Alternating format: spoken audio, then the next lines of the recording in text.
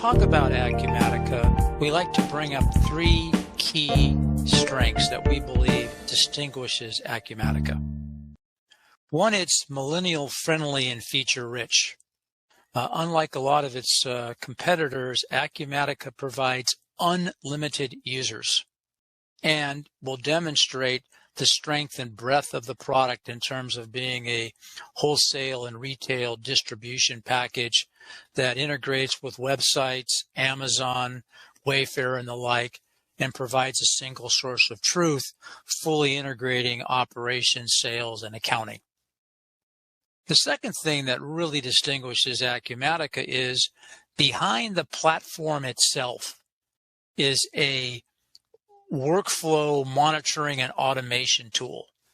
And this tool automates without human intervention a lot of the rote activities that are associated with the older systems.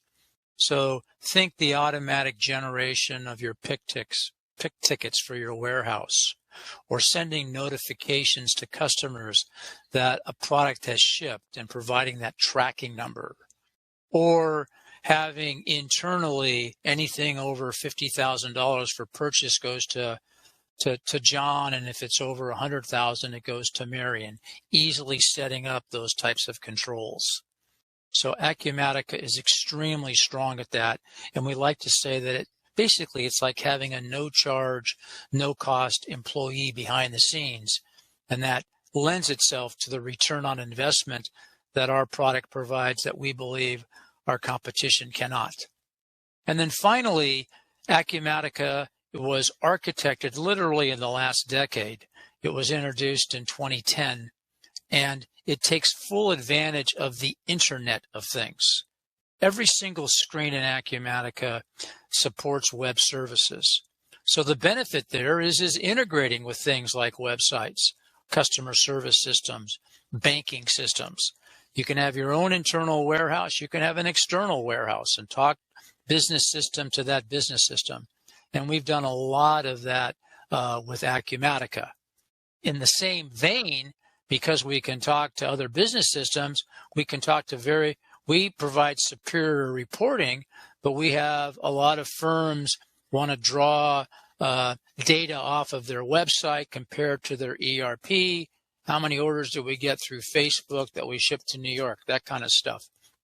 And our business intelligence and artificial intelligence tools also complement the core ERP of Acumatica. So without further ado, I'm going to sign off now, and Eric Rattay will share his screen. We'll spend about 20 minutes going through those features of Acumatica that are vertically integrated. So every module, inventory, purchasing, sales, accounting, will have these features. And then after that, we'll do a book-to-bill and procure-to-pay process.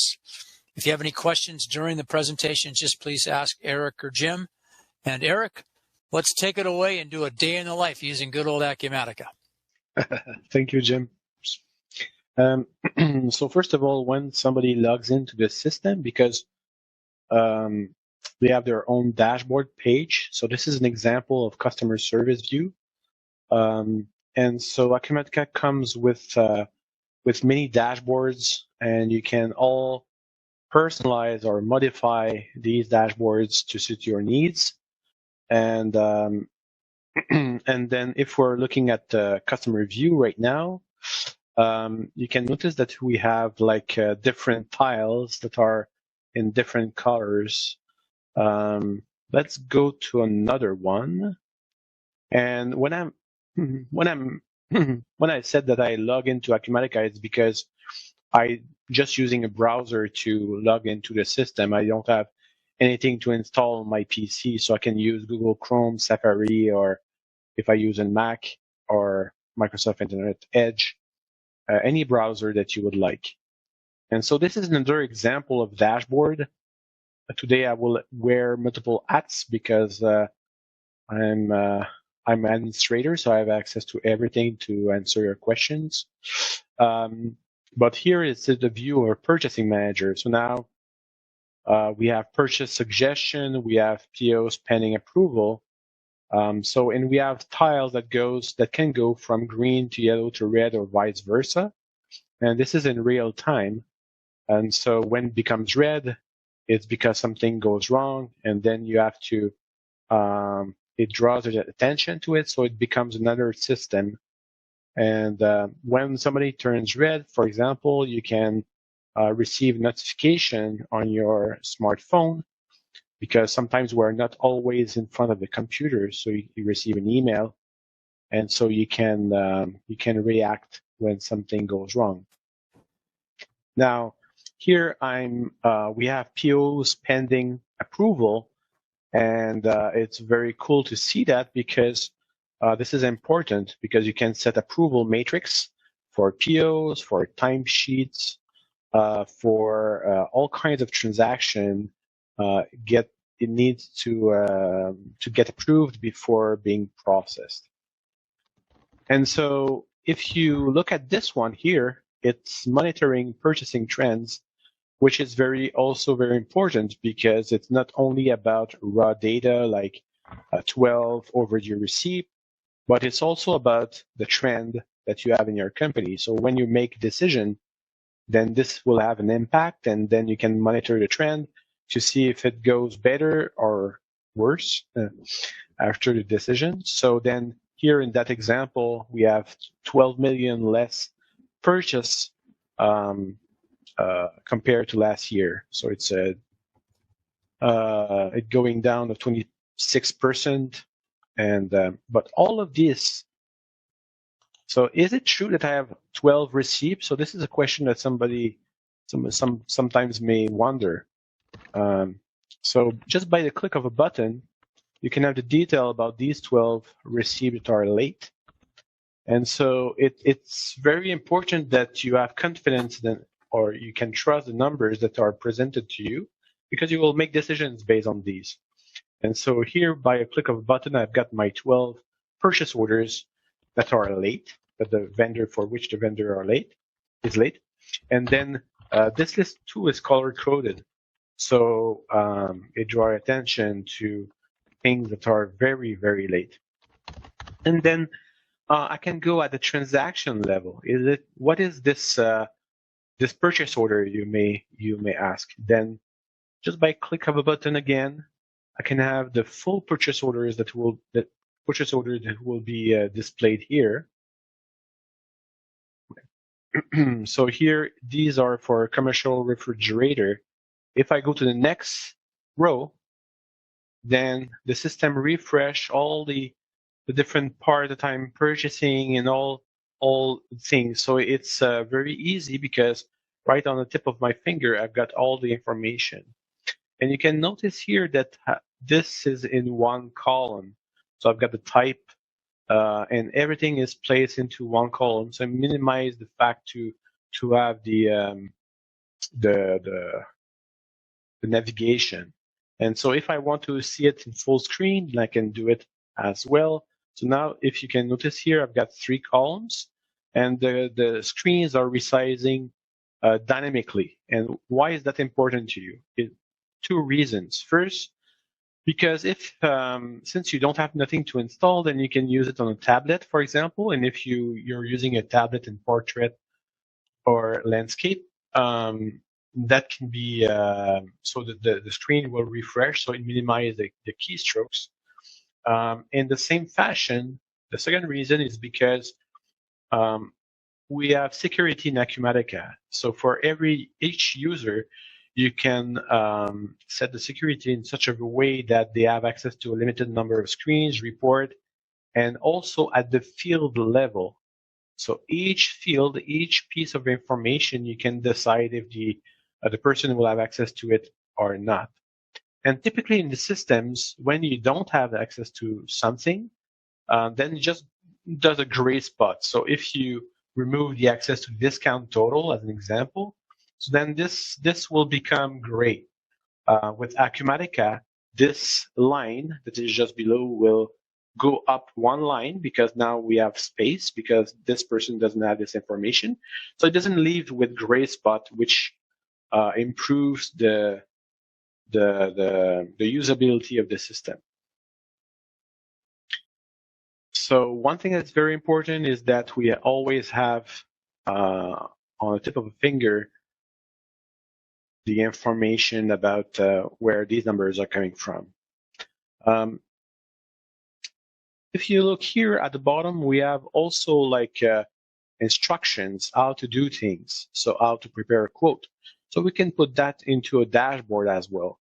So when we do training, or when there is something that you don't do often, or you have a procedure how we do things in your business, then we can implement that with a wiki like that, with how to do things. So if I click here, then I will go to that screen, and so on and so forth.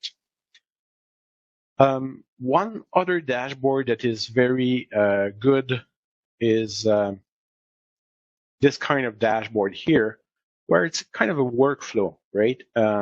So when we do training, this is one that we use often, because you can have a customer that is ordering from a website, and then we take the stock from the warehouse, and then we ship it, and so on and so forth. So if I go to customer as an example, so it brings me my customer record. So this customer that we'll use today. And so it's very indeed for a training purpose. So what I'd like to do, the last thing before we can start the processes is the global search. So you see at the top, I'm just entering 1099. And if I do that, then we've got all the different reports and screens that relates to 1099. So but maybe I don't remember how to use these, right? So because I'm doing just the 1099s once a year. So what I would do, I would go to help topic. So then I've got the full help menu that is embedded with the system, so I can see how to do a 1099 very easily on tip of my finger using the screens and the reports that I see on the menu items here. 1099 is also numbered, as you can, as you already know. So then on transactions and profile, maybe I've got a bill related to the project that is called 1099, or I've got also like a transaction that has 1099 into, and a shipment that is a 1099. So that is numbered 1099. So if I click here as an example, it will bring me to the corresponding shipment. And all the transactions that I can see are always with a status that tells me right away what is the status of this transaction. For example, this one is completed, so it has been invoiced, it has been shipped, it has been packed, and all good stuff. So if I would go to orders, then I'm not surprised that I can see an invoice. And so when the customer service the customer asks something to the customer service, so then just by going into a transaction, any transaction, we have all the related. We have first the status that tells us exactly where we're at. And we also have all the other related documents. So this shipment has been invoiced, so I've got the invoice here. And this shipment, it comes from a sales order, so I've got a sales order number here. So I can always navigate from one place to the other, and so that it saves me time. Also, all the workflow can be modified to suit your need. So then we've got these workflow diagram that we can work with you just to change the different status and enhance the experience, just to mimic exactly what you need in terms of processes. Going back to our dashboard. So let's say that somebody calls, right? And a customer calls. So I've got here the full view of my business. So I've got 84 late orders. I've got my sales order trend by month. item purchased last year, accounts receivable, and so on and so forth. So when a customer calls, I'm just selecting that customer. I can do a search by phone number. I can search by different criteria. But when I select the customer, you can see here that all my things have been refreshed for that given customer. So my sales order trend by customer is there. I've got 14 late orders, and maybe they are late because I didn't ship them because this customer is overdue into AR. So when I click on 14 late orders, not surprisingly, I will have all this list that is all again color coded, and so I will be able to act on that and to see what we can do for this customer. Last thing, very last thing before we go to the processes themselves, each of these lists can be personalized for you. So, and you can do it yourself. So let me just do an example. So let's say that I want to have my sales per month for this month. So what I'll do, I'll just do a filter, and I will just select this month. And now I've got my sales for the current month. So I've got 3,000 in sales, which is not very, very high. And then what I want to do is I want to sort it out by amount of sale. So then these one are from the greatest sales to the lowest sales. And so I can go to that transaction and see where it comes from, and so on and so forth. But one thing I can do, I can export that to Excel.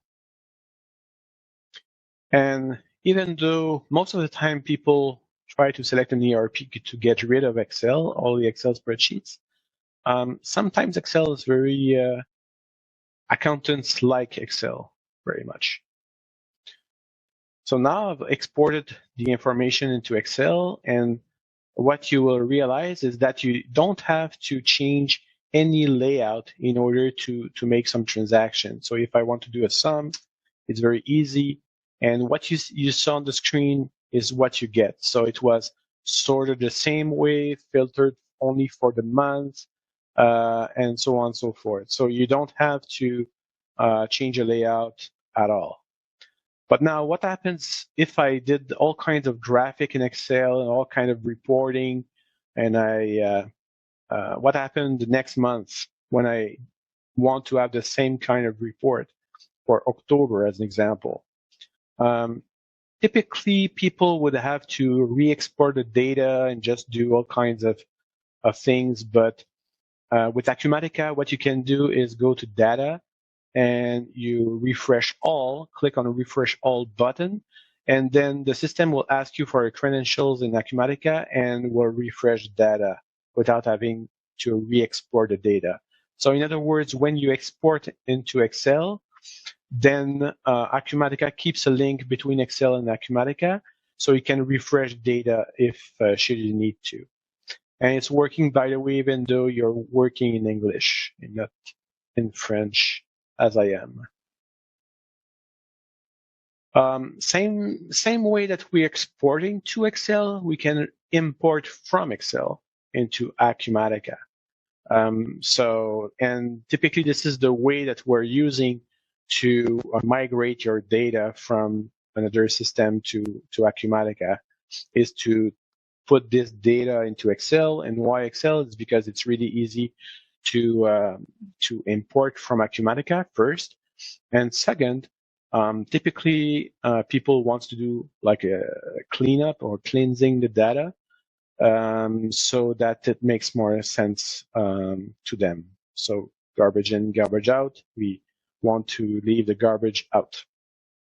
And then here, this list is the list of things that I sold during the month of September. And so I've got different information. But what about the profit? What about the salesperson? What about different information that I need that I don't see on that screen? So we can add columns very easily. So if I would want to have the profit, so then just move this column to the left, and that would be added. See, so if I want to have the profit first, then I can move this column around and again sort it by profit instead of amount, and the system will do it very easily. Lastly, one thing that I would want to do is have the sales per day in September per customer. So what I can do a pivot table per day. And if I'm not selfish, I will share my configuration. So other people that have access to this screen will have access to my pivot table. And then I will put by day, and I will put my customer name as rows, and I will put my sales, which is this one here, as values. And then voila, it gives you like the sales per day per customer. So the benefit of using Acumatica to have this kind of report is that it's very easy to do, and secondly, you always have the ability to drill down to at the transaction level, so it makes sense to you. And then you could have like for example, the profit by line of business using that. So it's very easy. So I'll take all the sales as an example. I will save that as pivot table. I will put by not brand, but by line of business. And this time I keep it for me, for myself, because I don't want to have my colleague. So I will put my line of business. I will put my profit. And there you go. So it's very, and again, every time that I see something, I can click to have a drill down. Another thing is that at the end of the day, everything goes to the P&L. And so if I'm using the P&L, I've got my different line of business, candles, aromatherapy, home decor, wedding, and so on and so forth. So I can see how much profit I made by my different line of business. So I did the gross profit of 88,000 here, 73,000 there, and so on and so forth. And every time I see a number, I can always click. And the system will bring me to the list of transactions that made that number. I can go here, open the GL entry, and from the GL entry, go to my invoice.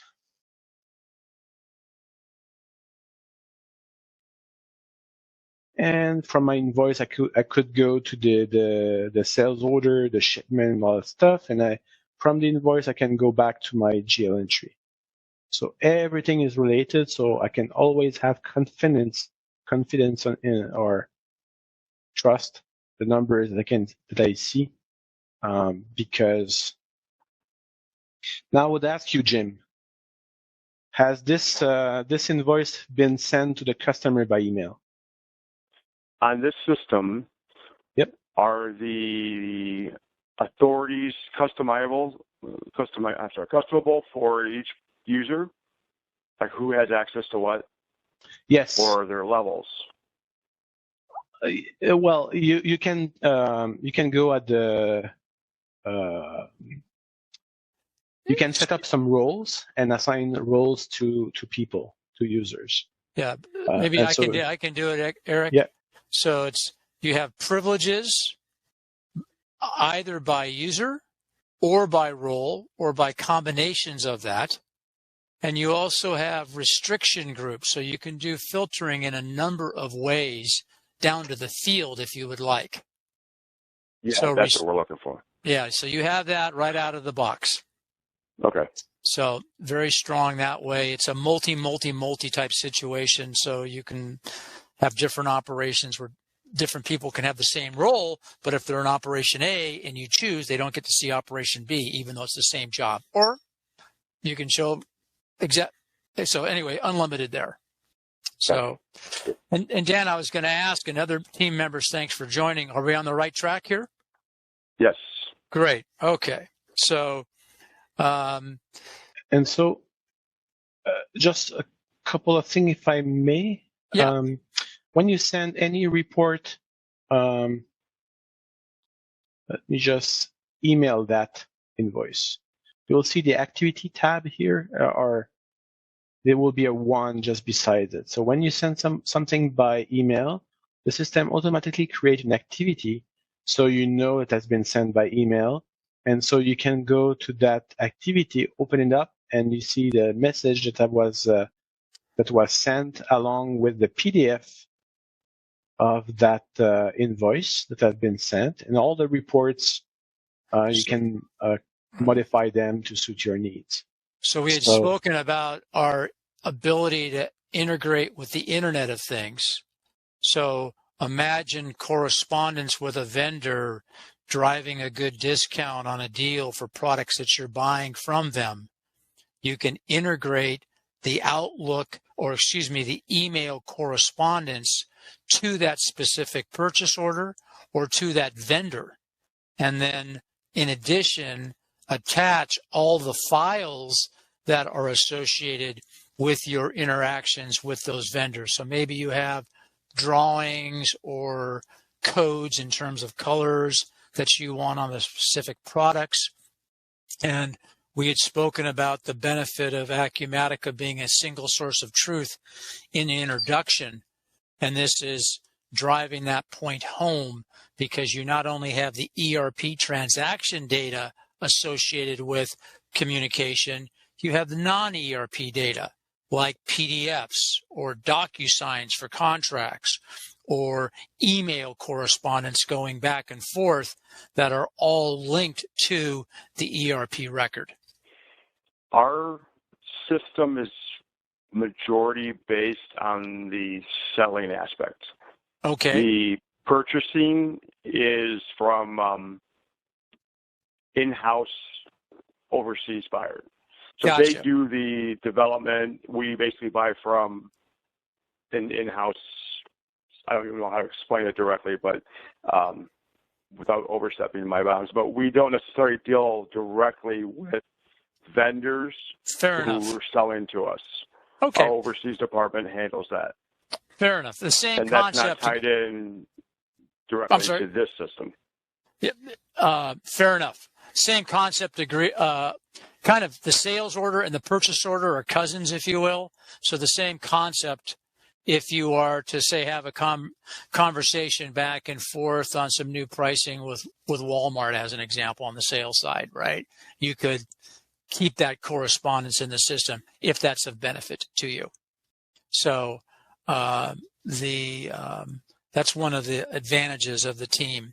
Another example of those activities, we had spoken about you speaking with a trading partner, but let's say that there's some special packaging that's required on a specific shipment for Kohl's or Walmart or a specialty retailer you're doing business with. Internally, you're able as an activity to establish tasks internally. So you can set a task and ask someone to, on this specific order, on this specific shipment, put on double bubble wrap or something, or make sure that you mark their PO in large letters. I know that some vendors want to see their PO number on the packaging and they want it in a certain spot, as an example. So you have like an internal messaging system with Acumatica, as an example. Does that make sense? Yes, it does. Okay, so we're just trying to show you. Here's an example of a task list, and again, all by privileges. So this could be per an individual or per their department, etc. And these tasks could be things like I just mentioned in the warehouse, but they could also be a task to make sure that let's say you have a situation where you've only got 100 items on stock and you've got orders for 200, so someone has to prioritize which of the customers get the items, and you've got special customers, so you could send out tasks or have approvals on whether or not any particular order could consume more than 80% or 50% of on hand. You can have business event rules like that then would drive notifications to your in-house users. And that's one of the strengths of the Acumatica product, is this behind-the-scenes notification based upon business events that can either be internal or external. And they can be automated? They're totally automated. You set the rules up with business events. Why don't you, if you don't mind, Eric, just go show the business event workflow that shows the kind of the visualization if you were to build one. I'll give you an example. Yeah. So if we have an inventory of a product currently at 150, our system needs to notify Amazon that we have no sales available at 20 in-house. Got it. So they would show 130 available. Our system needs to know when we need to 20 that we need to put it on an exception list and take it off online so that it's not oversold. That's a perfect example of what we refer to as a business event. And in this case, we are pulling available to promise inventory in the warehouse.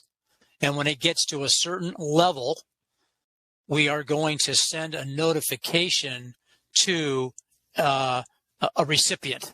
And again, the recipient could be internal or external. So we can, if you don't mind, show how that would happen, Eric. Yeah. So, so first you would define the level under which you want to trigger the notification. So to do that, what I'll do, I'll just create an attribute. Unlimited user-defined fields in Acumatica, and we call those attributes. Anybody on this phone can do this if they have the privileges.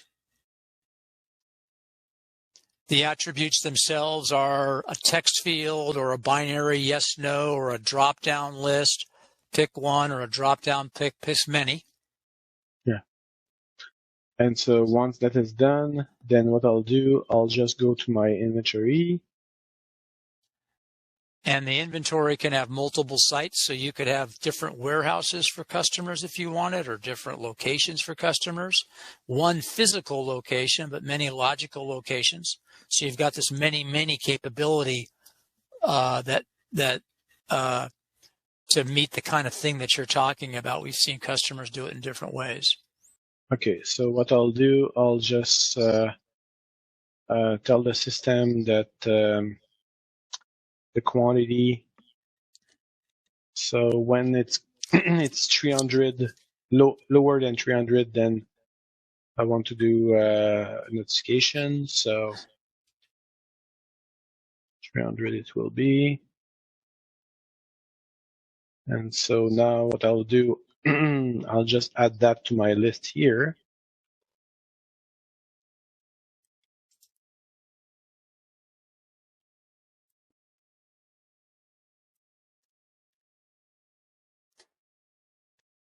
And so minimum level, minimum.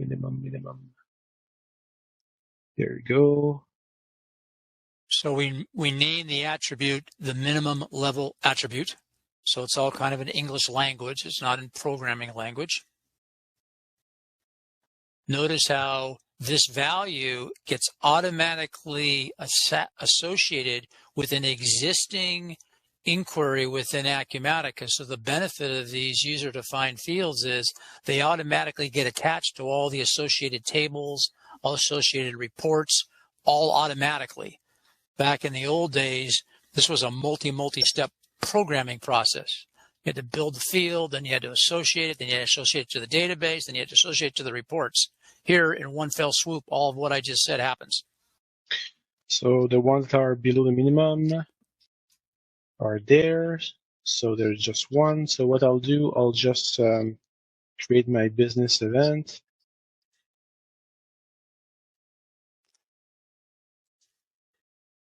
So again, this is a tool that pervades throughout the entire ERP. So this is one specific example. I think there is already one.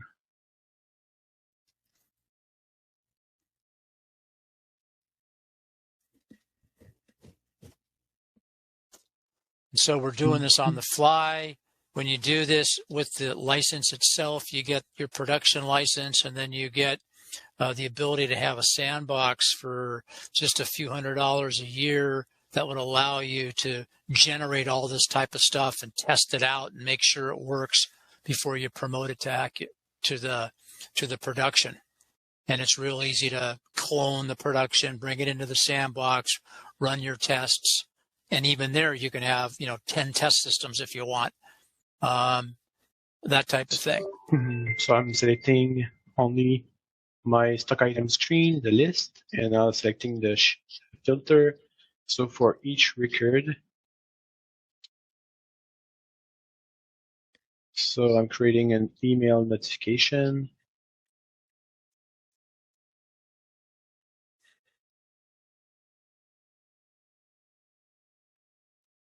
Does that have the ability to create a poll from warehouse for inventory replenishment to a location?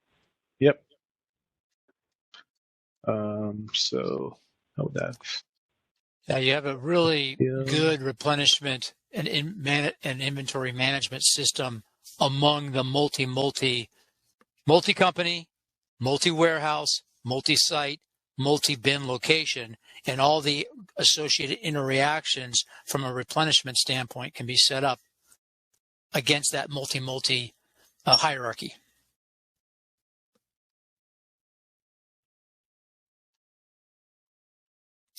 So internal email in the system.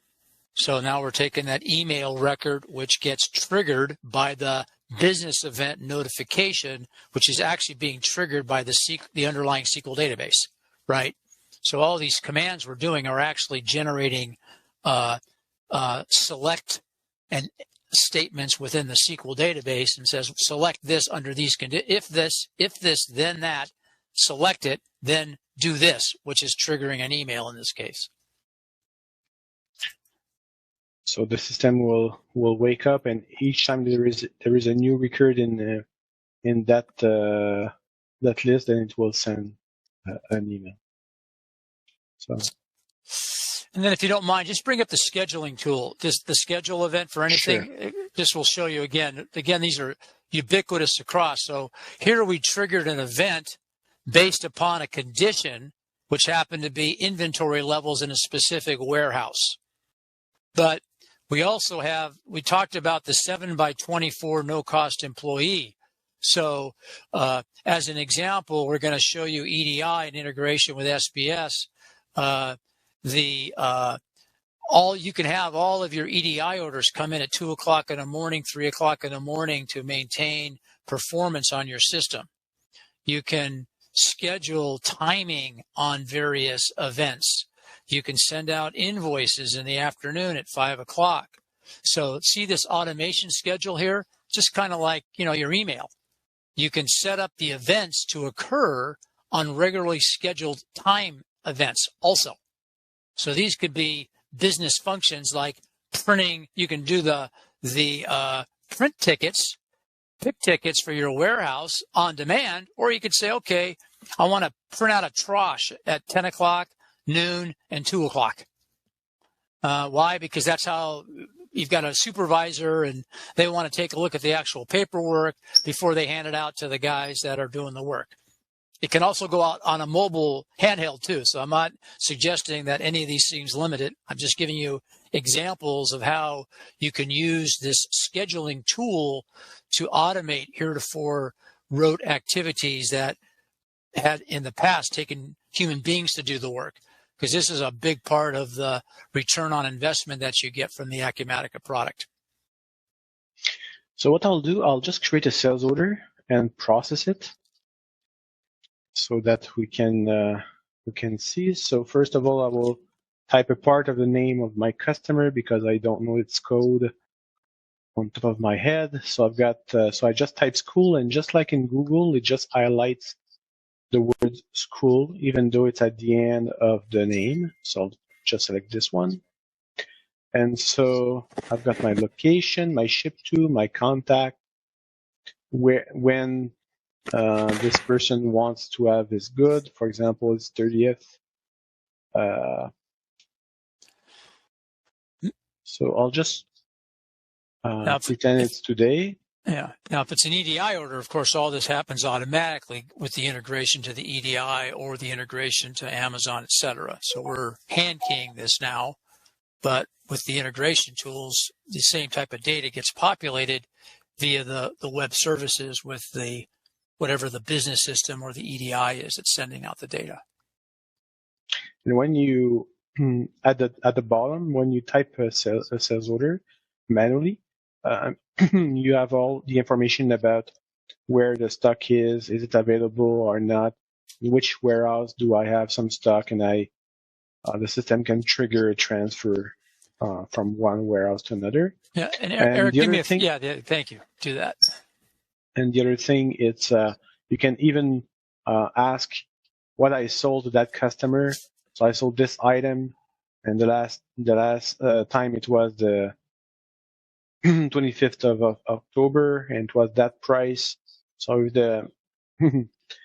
if he wants the same thing, then I can put 5, and then we'll have the exact same item.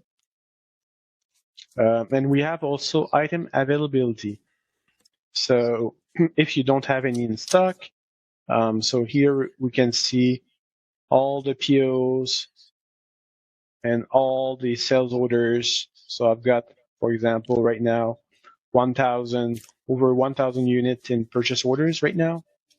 And so I've got 1,500 sales orders so far.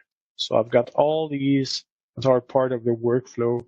So I've got my purchase orders, my in transit that are in water or on between two warehouses. I've got all these things, and same thing on the demand calculation. So in our opening remarks, we mentioned that it's a feature-rich product, and this typically an allocation screen is a good example to show the richness of a product, because we're literally tracking the entire supply chain here. From your forecast through what's on order, through what's in transit, to where it is between and among warehouses, to what's in stock, to what's allocated. It's in your warehouse, but you haven't shipped it yet. So if you want to rob Peter to pay Paul, etc., all that is available to you. So what I'll do, I'll shop for rate, because we can be integrated with different carriers. So this is an integration of the Internet of Things here. Here we're talking to UPS or FedEx, etc., where carriers, but this could be to a warehouse also. So I can, if I use UPS ground, then it will be a little bit more expensive, but it will arrive sooner, as opposed as if I'm using FedEx, and I can see FedEx standard overnight. So it will be 4 days before, but it will be more expensive. So, and this is linked with your account at FedEx or your account at UPS. And so notice we're shopping rates here at the sales order, not at time of shipping. This is at the sales order. And based on what it costs me, then the system will calculate the freight price. So in that case, I'm adding $10 to my freight cost to calculate my freight price. So we can have different rules to set them up. And now what I'll do, I'll create a shipment. So this can be created in batch using the processing screen that we saw. But I'm just creating this one manually just for you to see. So I've got this shipment. And so I've got all the information about if I'm shipping that overseas. So I'll confirm the shipment. So look at the tracking number. So the system goes to FedEx and asks for a tracking number. And then it will also create the label that you can put on the package. And then the next step would be to prepare the invoice. But instead of creating the invoice from here, I've got a processing screen that will list all the invoices that needs to be created. based on confirmed shipment.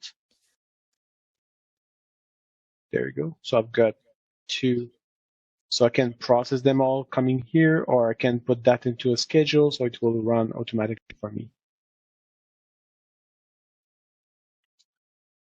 So this is the process every time we have to process an individual shipment, or is this be automated? Oh, this could be automated. So I just did it manually for you, but yeah, you can automate that. Why don't you go to the sales order screen just for a second, please, for a second? Just go to sales order Yep. and bring it up and drop down the activities, the action, I should say. The action drop down. Oh, sorry. Thank you. So some of these are open, some of these are gray because of the state of this particular order. But all of these things, like create the production order or create the shipment, which actually means create the pick ticket, prepare the invoice, process the invoice, these are all the manual steps that constitute the life of the order. All of this can be automated and hands-free. All of it. Okay. Thank you, Eric. Welcome.